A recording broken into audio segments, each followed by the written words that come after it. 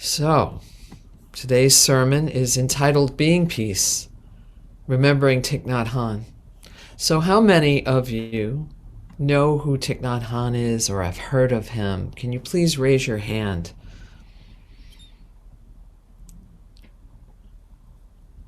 Okay. Anybody else? Anybody else has heard of Thich Nhat Hanh? Okay, most of us, not all, but most.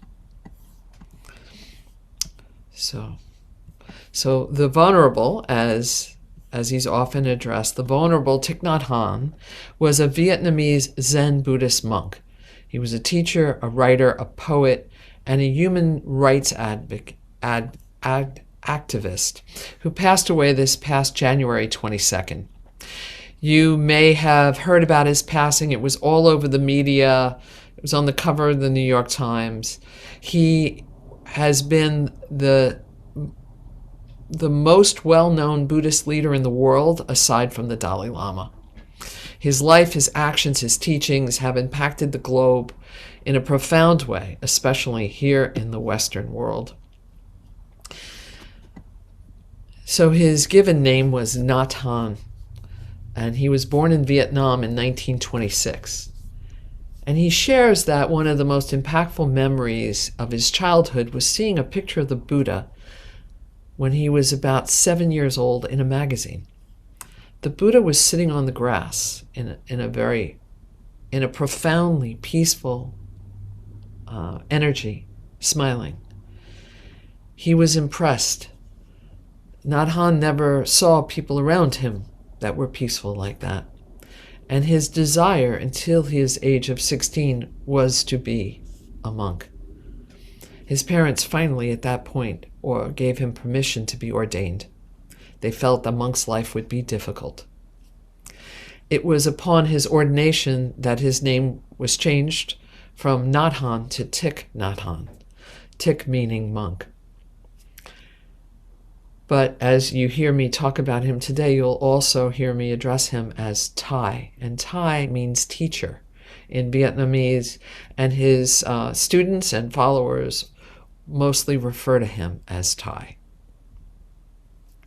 Thich Nhat Hanh first came to the world's attention in the 1960s during the war in Vietnam. And at that time, he chose to leave his monastic isolation to care for the victims of war. He founded a relief organization that rebuilt the bombed villages of Vietnam during the war, constantly. He set up schools and medical centers, and he resettled homeless families. Thich Nhat Hanh's desire to practice as a monk and also to take action to make a difference in the lives of others is called Engaged Buddhism, and that was the name that was born out of this. It's a movement that involves peaceful activism for the purpose of social reform. He worked for reconciliation between both the North and Vietnamese parties, but due to this work and him not taking sides, the Vietnamese government exiled him in 1966. He was away on a peace mission, and they would never allow him to return. He did not set foot in Vietnam again till 2005. Back in 1965, Thai wrote a letter to Dr. Martin Luther King asking for his support to end the war in Vietnam. He described the actions that the monks were taking, setting themselves on fire in order to get the attention and to be heard. He shared that this act the monks were doing was an act of compassion for those that were suffering. Eventually, they met in person, and they discussed peace, freedom, and community. As a result of this meeting, Dr. King began to speak out against the Vietnam War, even though his advisors urged him not to, for fear of his safety. Dr. King, through his admiration of Thich Nhat Hanh, nominated him for the 1967 Nobel Peace Prize, calling him the apostle of peace and nonviolence on this earth. Thich, upon hearing of Dr. King's assassination, fell into deep despair and vowed his energy and his practice would be to rebuild or to build the beloved community as he and Dr. King had spoken about. So much in alignment with us here in the Unitarian Universalist communities. Due to his exile, Thich Nhat Hanh eventually settled into South France, and he opened and built a monastery there, his first. And it was called, and it is continuing, it is called Plum Village. And it is a Buddhist meditation and practice center. And through his lifetime, 10 more monasteries have been built in his tradition around the world. 3 of those are here in the United States. Deer Park Monastery in California, Magnolia Grove in Mississippi, of all places, Mississippi, interesting, and Blue Cliff Monastery, which is only an hour and a half from here in the Hudson Valley. My cousin Carol and I visited Blue Cliff the weekend after Thich Nhat Hanh's passing to pay our respects. Most Thursdays and Sundays, Blue Cliff Monastery welcomes visitors to participate in a day of mindfulness with the monks.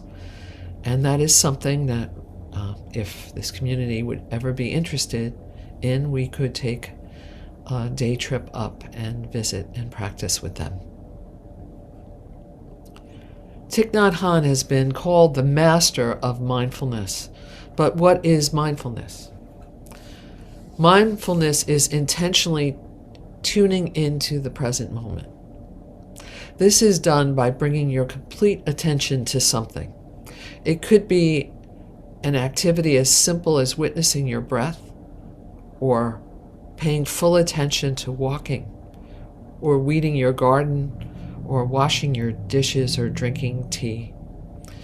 It's the quieting of the mind that allows you to witness your thoughts and to witness what goes on within you. Thich shares the following. He says, "Our true home is not in the past. Our true home is not in the future. Our true home is in the here and now. Life is available only in the here and now." Mindfulness is the energy that helps us recognize the conditions of happiness that are already present in our lives. He shares that you don't have to wait 10 years to experience this happiness. It is present in every moment of life, and there are those of us who are alive but don't know it. While still in Vietnam, in the 1960s, Thich Nhat Hanh established the Order of Interbeing, which is a community of monastics and lay people who have committed to living their lives in accordance with his 14 mindfulness trainings. You may have seen any videos or photos of Thich Nhat Hanh, especially in these past few months since he's passed, and you'll always see in these photos monastics and lay people in their brown robes that's the same color as this top that I am wearing. Thai's teachings were often focused on the interconnection of all things, of all beings, of all humans, all animals, all of nature, and even the clouds. He sees the oneness of all of it, of all that is. Excuse me.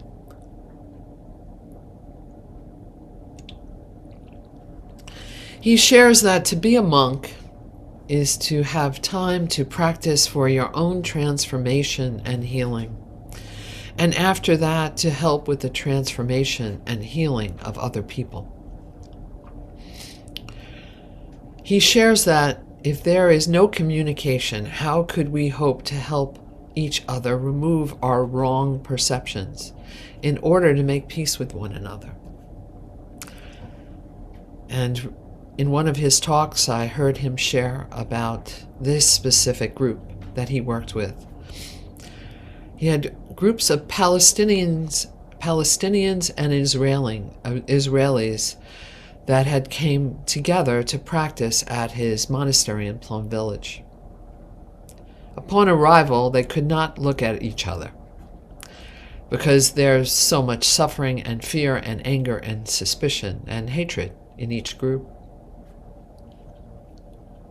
Once they settled in, the monks led them through practices of deep listening to each other, using the language of loving kindness.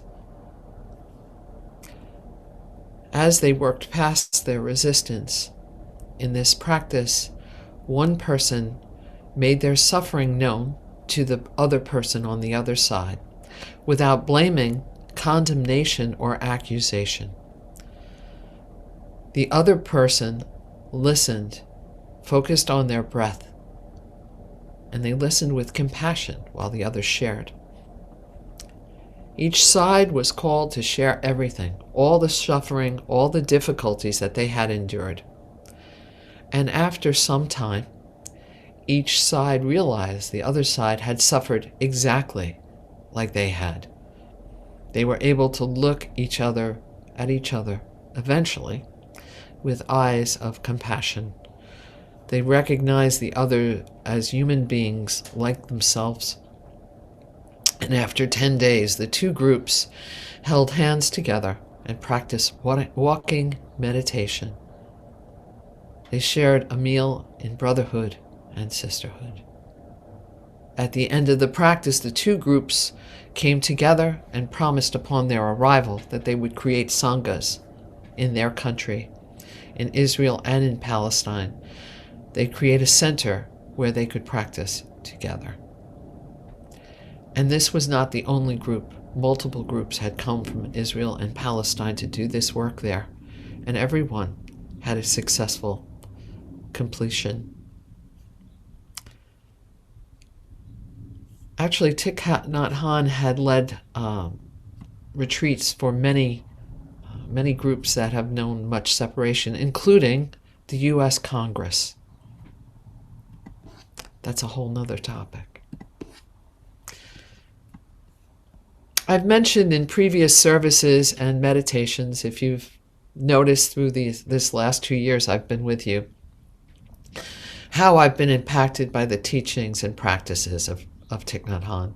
And it began by reading several of his books, and then I shared this, but I'm going to talk about it a little bit again, inadvertently attending a 4-day formal Buddhist retreat. I attended this retreat thinking it would be just for regular folks like me to learn a little bit about Thich Nhat Hanh, Buddhism, and meditation, just regular people. And when I arrived, it was a full-blown formal retreat with Buddhists practicing hours of meditation, walking and sitting, and 18 hours a day of noble silence. This meaning you cannot speak during any point of the day, except for a very small amount of time, or during what they call Dharma discussions. Now, this isn't what I had intended to participate in. I was literally an outsider and questioned whether I should stay. But I realized why not. My life was in a painful place then, and I was filled with anxiety and thought, what do I have to lose? And I did. I stayed. And they kindly welcomed me and supported me and taught me. And after my first reluctant few hours or a day, I settled in. And spending time with Thai Sangha and in practice and silence day after day changed me. I learned ways of quieting my mind through tools of mindfulness and meditation. I never thought I could meditate. It always felt foreign and awkward to me. I'd try. I just didn't think I was doing it. But I could. And I could tell you that after those 4 days, I felt like a different human being. The chatter inside me quieted, and sincerely, I felt an energy of peace within me. And it was astounding. There's an Eastern teaching that goes like this. You may have heard it before, and it goes that, and it's said that if you found your way into a dark cave, a cave so dark that you could not see the hand before your face, and you had no idea what your surroundings are, but if you lit a match, and it lit for just a split second, and it went out, what you saw in that split second, you would never, ever be able to wipe out from your mind. You would never be able to unsee that. So being in Buddhist practice for me was lighting that match. I could never forget what I experienced, what I saw, not just around me, but within myself. And I think I've been spending the rest of my life trying to light that match for myself and those around me, just to give us a glimpse. I entitled this service Being Peace because it was the first book I had read by Thich Nhat Hanh many years ago. It's behind me on the altar. I was going to name this talk, though, originally The Master of Mindfulness. And this interesting happening occurred on the morning of February 24th. I woke up at about 5 a.m. out of my sleep. I was away on vacation in Mexico. And the name came to me that I should call this Being Peace. And I typed it into my email that I send the congregation leaders so that everybody knows. And I sent it out. And a few hours later, I received the news that the invasion of Ukraine had happened. It was one of those sacred coincidences that I feel constantly happens in my life. The following is an excerpt from this book, Being Peace. And this book was written in 1987, 35 years ago, and it's just as relevant now as it was then. Maybe even more so. And this is it. Many of us worry about the situation of the world. We don't know when the bombs will explode. We feel that we are on the edge of time. As individuals, we feel helpless, despairing. The situation is so dangerous. Injustice is widespread. The danger is so close. And in this kind of situation, if we panic, things will only become worse.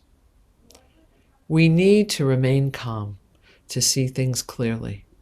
And meditation is to be aware and to try to help.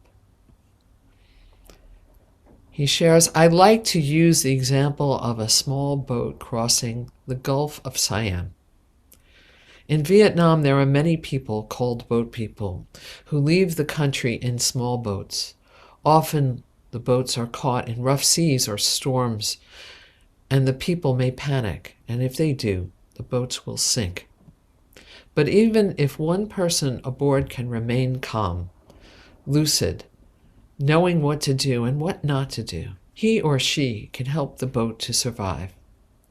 His or her expression, face, voice, if it communicates clarity and calmness, people will have trust in this person.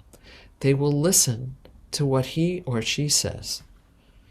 One such person can save the lives of many. Our world is something like a small boat. Compared to our cosmos, our planet is a very small boat, and we are about to panic because our situation is no better than the situation of the small boat in the sea. You know we have more than 50,000 nuclear weapons. Humankind has become a very dangerous species. We need people who can sit still and be able to smile, and who can walk peacefully. We need people like that in order to save us. In Mahayana Buddhism, it is said that you are that person, that each of you are that person.